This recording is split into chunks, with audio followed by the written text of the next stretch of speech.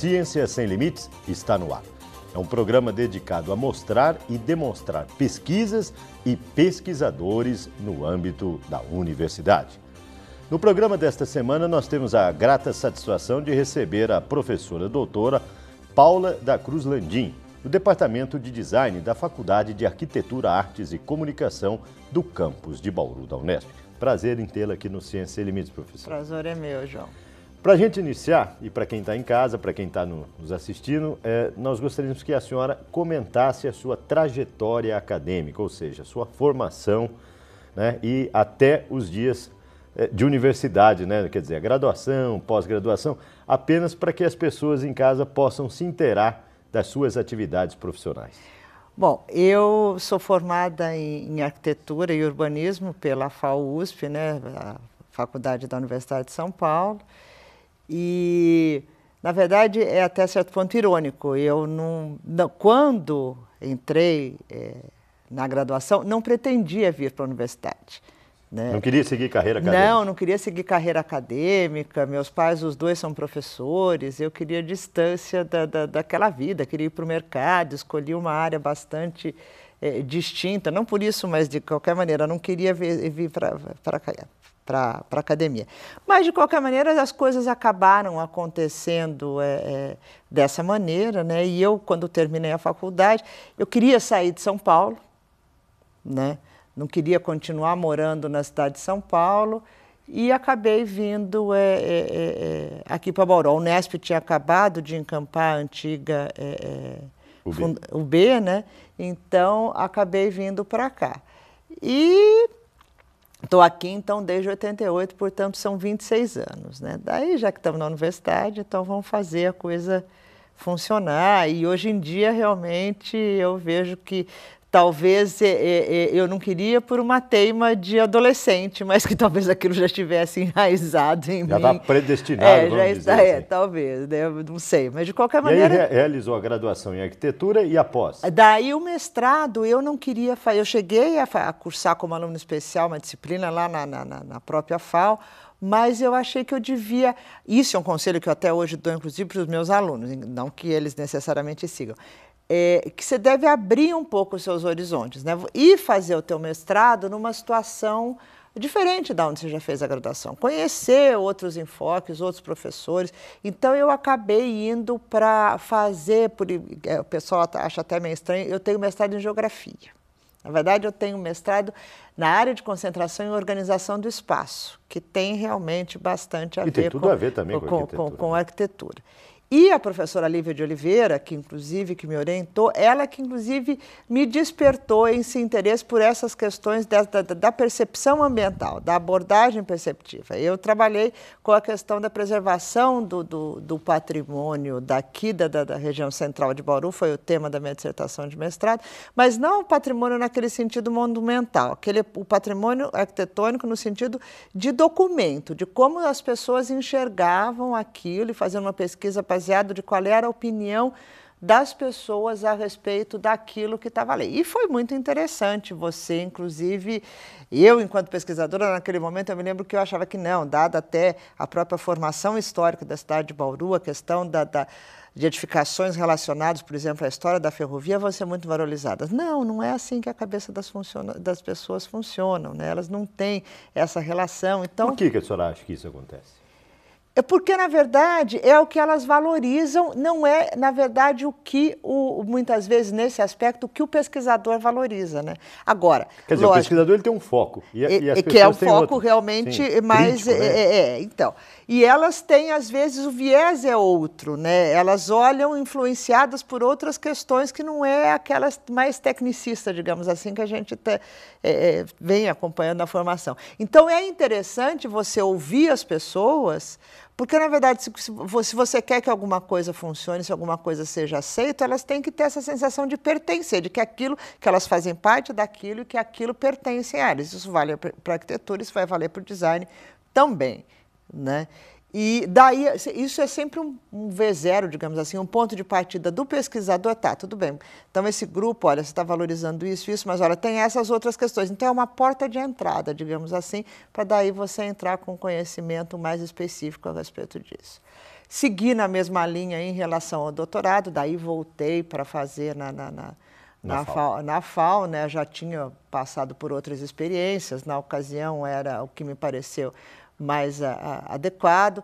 Novamente, preocupada com essa questão do cotidiano, trabalhei com cidades de porte médio, né, do interior do estado de São Paulo, né, essas cidades que têm uma imagem que ela é comum, que o que faz a diferença é justamente a vivência das pessoas, né? Porque toda cidade, por exemplo, do interior tem uma rua 15 de novembro, uma rua 7 de setembro, né? Toda uma Praça da República, então é sempre mais ou menos a mesma coisa. O que torna elas particulares é justamente essa relação que as pessoas têm com o espaço físico. Né? Nós vamos continuar a falar sobre isso, nós vamos agora para um breve intervalo, e se você viu já no nome da Paula Landim, ela é filha do professor Paulo Milton Barbosa Landim, que foi reitor da Unesp e que trouxe a Unesp aqui para a cidade de Bauru. Hoje ele está aposentado, né? Está aposentado, Rio Claro, minha mãe também está aposentada. Sua mãe também, né? Então, que foi uma pesquisadora na cidade de Rio Claro. Foi. Né? Então, os dois, na verdade, morando em Botucatu. Já tem, acho que uns 5, 6 anos, mais ou menos, eu me perco um pouco, que eles estão morando em Botucatu. Se você quiser contactar a pesquisadora, veja o e-mail que aparece aí no seu vídeo, paula@faac.unesp.br. Ela pertence ao Departamento de Design, ou pode acessar o site www.faac.unesp.br. Nós vamos para um breve intervalo e, no retorno, nós vamos continuar conversando sobre design, sobre as pesquisas e vamos entrar diretamente no grupo de pesquisa da professora Paula Landim. Ciência Sem Limites, um breve intervalo e volta já já.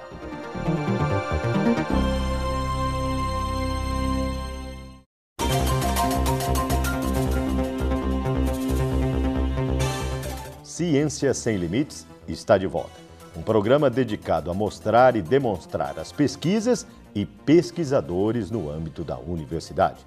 Hoje, ao meu lado, a professora Paula Landim. Ela pertence ao Departamento de Design da Faculdade de Arquitetura, Artes e Comunicação do campus de Bauru da Unesp.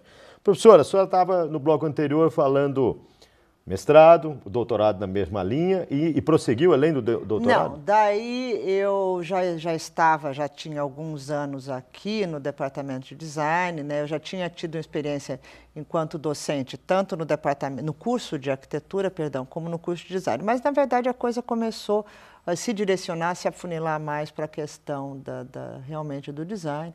Daí eu já estava vinculada ao programa de pós-graduação em design, né, que aí e que tem um ótimo conceito. Tem conceito 5 na CAPES, né? Foi o primeiro, tem doutorado, foi o primeiro a ter doutorado em design no país, numa universidade pública. É realmente uma conquista que a gente fica sempre muito orgulhoso dos colegas, dos alunos, enfim, dos resultados que tem tido lá.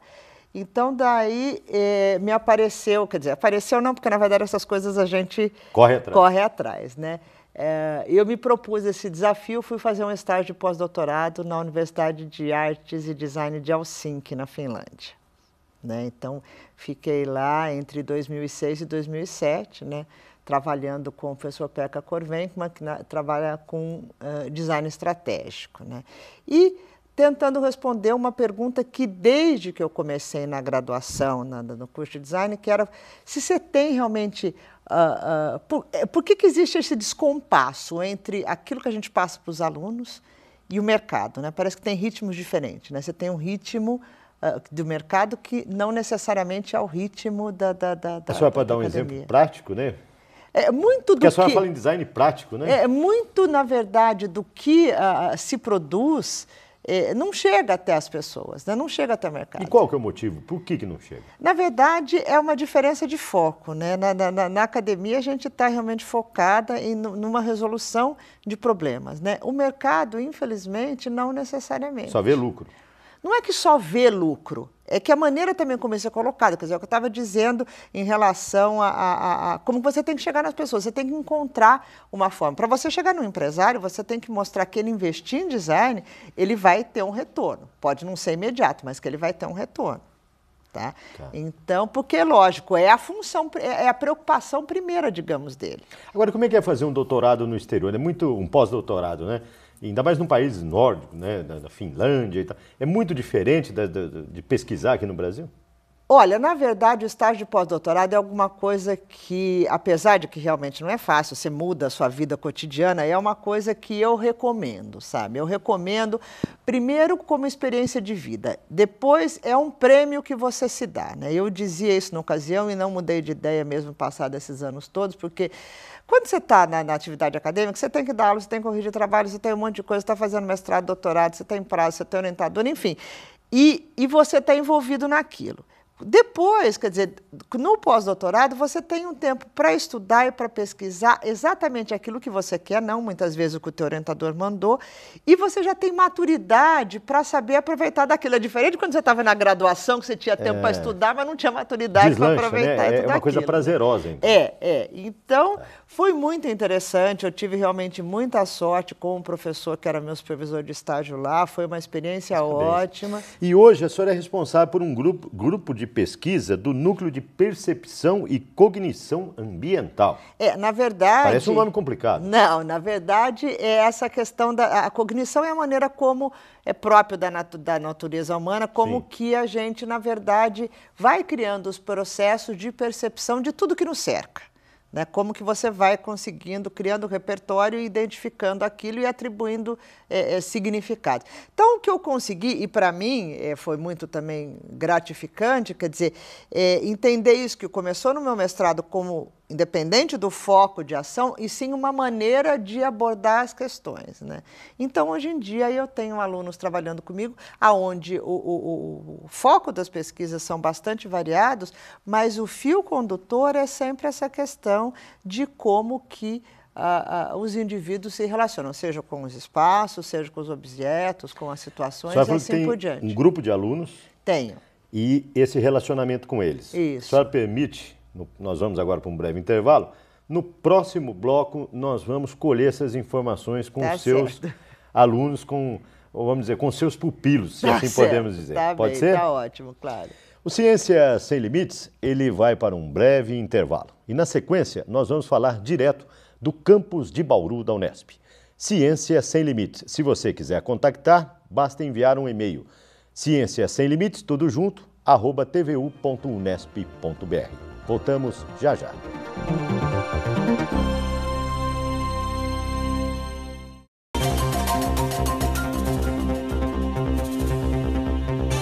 O Ciência Sem Limites visita o Núcleo de Percepção e Cognição Ambiental da FAAC, Faculdade de Arquitetura, Artes e Comunicação do campus de Bauru da Unesp, coordenado pela professora Paula Landim. Nós estamos aqui com a Carolina Pizarro, aluna de mestrado do design. Carolina, conta para quem está nos vendo agora qual é a sua rotina e o que você pesquisa neste núcleo. Bom, aqui no NUPECAM, eu sou aluna de mestrado, como o João falou. A minha pesquisa atualmente é sobre, visa, na verdade, o objetivo dela é traçar um panorama da atuação do designer na indústria de automóveis aqui no Brasil. Por exemplo? Né? Por exemplo, eu estou entrevistando os designers atuantes em várias montadoras e buscando deles qual a percepção que eles têm da prática profissional. Os desafios da profissão, os ganhos que o Brasil tem tido no panorama mundial, né, em escala global em termos de design de automóveis, e qual o papel do designer nesse meio, né? Para quem está em casa, você pode já adiantar alguns dados já dessas entrevistas que você está elaborando sua dissertação?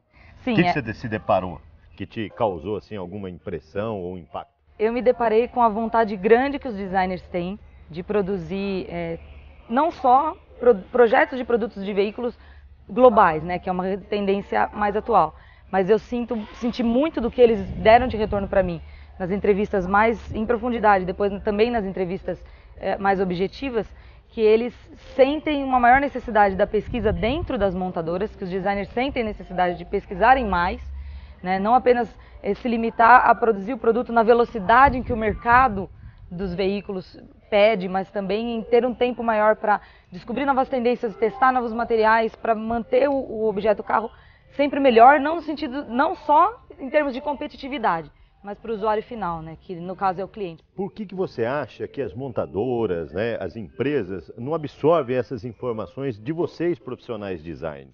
Será que o lucro ou as condições financeiras sobressaem sobre isso? Sim. na realidade a gente sente que há um descompasso, né? Pelo menos aqui no Brasil, no exterior, na Europa principalmente, é muito comum as montadoras se aliarem às universidades na busca por soluções para os projetos, né? Aqui no Brasil a gente ainda enfrenta um descompasso nesse sentido, né? A velocidade que o mercado exige das montadoras para entrega de produtos novos, né? O nível de concorrência que tem sido cada vez maior. Então, muitas vezes há um desencontro entre a universidade e as empresas no sentido de produzir, gerar inovação em conjunto, né? Junto, né? A tentativa do meu trabalho é justamente começar essas conversas, né? Ou pelo menos ao entrar em contato com os designers, colocar eles um pouco mais por dentro do que está sendo feito em pesquisa e ao mesmo tempo, por parte da empresa, mostrar para a empresa que a universidade também está fazendo a parte dela, em termos de tentar descobrir novas formas de se perceber o produto, de se intervir no produto e até da atuação do próprio profissional.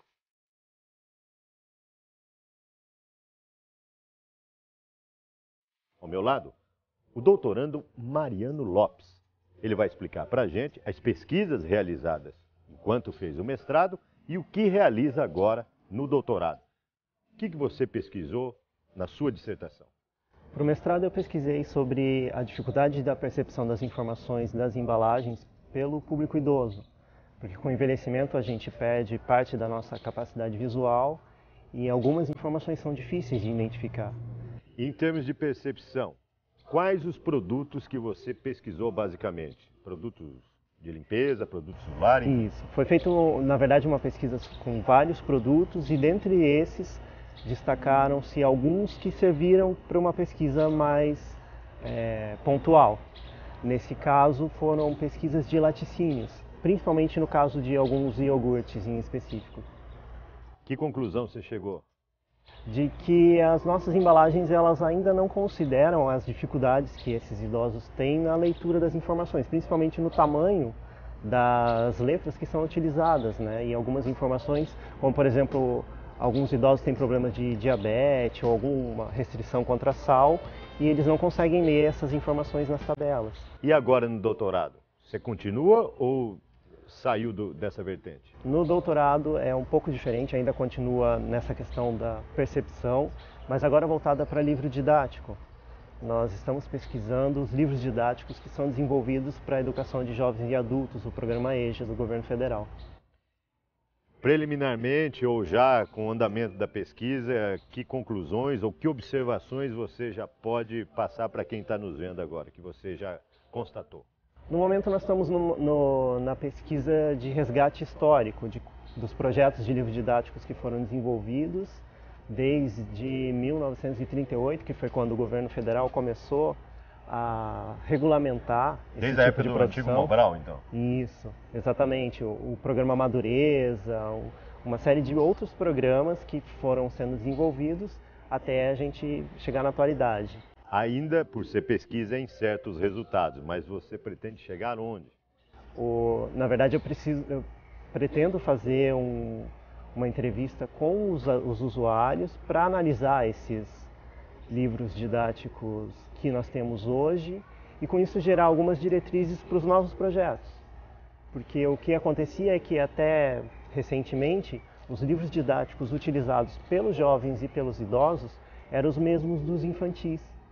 E a linguagem é completamente diferente porque o público é diferente, né?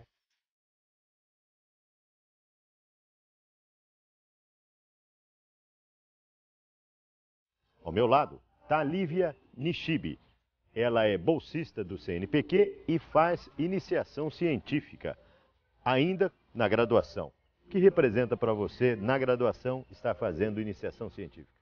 Bom, representa para mim uma grande oportunidade de conhecer a pesquisa de perto. A gente chega a ter algumas disciplinas na graduação, metodologia, e só fazendo a pesquisa mesmo que você consegue absorver todas as vantagens de você ser pesquisador. E eu acho que é muito importante para todo aluno experimentar assim, de tudo, né?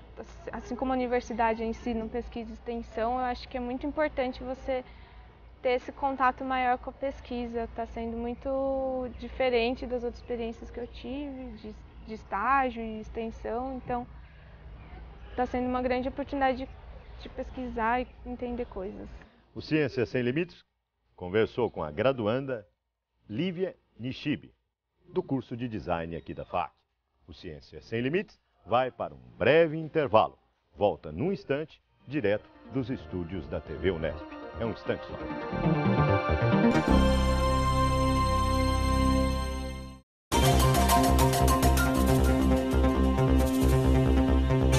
Ciência Sem Limites está de volta. No programa de hoje, nós recebemos a visita da pesquisadora Paula Landim, do Departamento de Design da Faculdade de Arquitetura, Artes e Comunicação do campus de Bauru da Unesp. Se você quiser contactar a pesquisadora, envie um e-mail para ela, do jeito que aparece aí na tela, paula@faac.unesp.br. Se quiser contactar o Ciência Sem Limites, basta também enviar um e-mail, tudo junto, cienciasemlimites@tvu.unesp.br. E os programas você pode assisti-los no site da TV, www.tv.unesp.br. Clique em programação. Parabéns pela equipe que nós vimos agora nesse bloco anterior lá no campus, hein, professor? Parece que é uma equipe bastante unida, bastante coesa, né? Sob sua batuta, vamos dizer assim. Né? Na verdade, eu digo que é quase que uma grande família, né? Tem os mais velhos, né, que seriam os alunos de doutorado, que trabalham junto com os alunos de mestrado, iniciação científica. Então, isso é interessante, porque eles vão também trabalhando juntos e pegando esse espírito realmente de pesquisa, de ambiente, que é um dos papéis da universidade, né? E eu me sinto plenamente satisfeita com eles. Né? Não, e a gente nota a garra, né, a motivação deles, eles têm, né, animados. Falamos sobre aspecto afetivo, emocional do design. A senhora pode dar exemplos, né? Porque eles têm poder decisório, né? Como é que funciona isso? Tem. É muito fácil. Se a gente pensar na nossa vida cotidiana, quer dizer, hoje em dia a gente vive um momento assim onde você tem uma variedade tão grande de coisas, de objetos. Então vamos pegar nessa questão das coisas mais cotidianas. E esses objetos, eles têm um significado. Quando você escolhe, por exemplo, um determinado modelo de celular, na verdade, tem tantos que... E a mídia, inclusive, trabalha com isso. Não, se você escolhe o modelo X, é porque você pertence ou quer pertencer a um grupo que tem essas características. Se você pertence de um outro grupo, e assim por diante. Isso vale para automóvel, isso vale para peça de vestuário. E isso, muitas vezes, tem realmente um poder decisório. Quantas vezes você já não chegou e falou, não, tudo bem, tá, vamos supor, tênis, esse daqui me serve, para o que eu estou precisando. Mas ele não é... Né? Não bate aquele tchan ali, né? Aquela afinidade. Né? Quer dizer, então, na verdade é isso. Então a gente não pode não levar isso em consideração se a gente entender, na verdade, que isso também é uma coisa que interessa para o mundo empresarial. Mas então, na verdade, você está se curvando só o que as pessoas querem sem colocar nenhuma proposta realmente de melhoria, de inovação, de qualidade? Não, não é isso. Mas você tem que também entender que essa parte do que as pessoas desejam, elas têm que ser consideradas. Perfeito. Né? A senhora fala também nessas abordagens, né, que são bastante complexos esses projetos, que vocês estudam isso. A senhora pode dar algum tipo de exemplo quando a senhora fala, muitas vezes, o fio condutor é a abordagem perceptiva e o design emocional com uma visão crítica desse design. Que tipo de críticas vocês... Na verdade, de você não estar... A gente vem de uma longa tradição que agora, recentemente, tem sido rompida, de você só considerar realmente, enquanto designer, as necessidades pragmáticas, né, de satisfação de função desses objetos, tá? E não as necessidades, como eu estava dizendo, de desejo, ou às vezes até de conforto, no sentido não necessariamente prático, né, de um conforto, às vezes, afetivo, de você se identificar com aquilo. Tá? De você, se você pode escolher, então por que você não vai escolher aquilo que tem a ver com você, né? Que tem a ver com os seus valores, as pessoas com que você convive, né?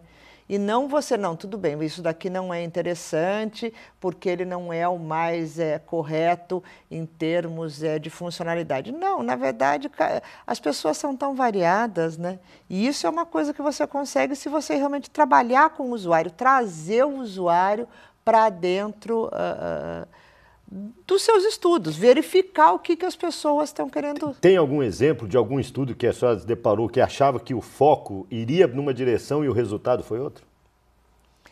Que impressionou, por exemplo? Olha, na verdade, É interessante, a gente já teve que mudar abordagens, né? Eu tenho um aluno, por exemplo, que durante o mestrado dele, ele estava trabalhando com a questão de embalagens para idosos, né? Então, nós tivemos que mudar a abordagem de chegar nas pessoas justamente isso, porque em função do público-alvo. Então, não houve, nesse caso, uma mudança do que ele pretendia, né? Na verdade, a gente conseguiu fazer esse levantamento, mas, então, isso é interessante, que você tem que haver uma mudança daquilo E tem que ter uma adaptabilidade também, né? Tem que ter Tem uma mais algum outro adaptabilidade. ponto que a senhora queira? Infelizmente, o tempo é curto, que a senhora queira abordar aqui para quem está em casa e se inteirar do assunto? Não, eu me coloco à disposição se alguém tiver interesse, né? E os meninos também lá no laboratório, e mesmo pessoalmente, eu estou sempre lá no departamento, é fácil de me encontrar. Parabéns pelas pesquisas, parabéns. O CNPq recomenda 8 orientados, né? A senhora está com 12. 12, está acima da média, né? Então a senhora é acima do padrão, vamos dizer assim. Tem muito trabalho no dia a dia, né? Parabéns pelas orientações, parabéns pela graduação, pelas pesquisas, pelo laboratório, enfim. E que em breve a senhora possa voltar aqui e trazer mais resultados para a gente. Será um prazer. Ciência Sem Limites desta semana fica por aqui. Um programa dedicado a mostrar e demonstrar pesquisas e pesquisadores da universidade. Na próxima semana, uma nova pesquisa, um novo pesquisador. Até lá.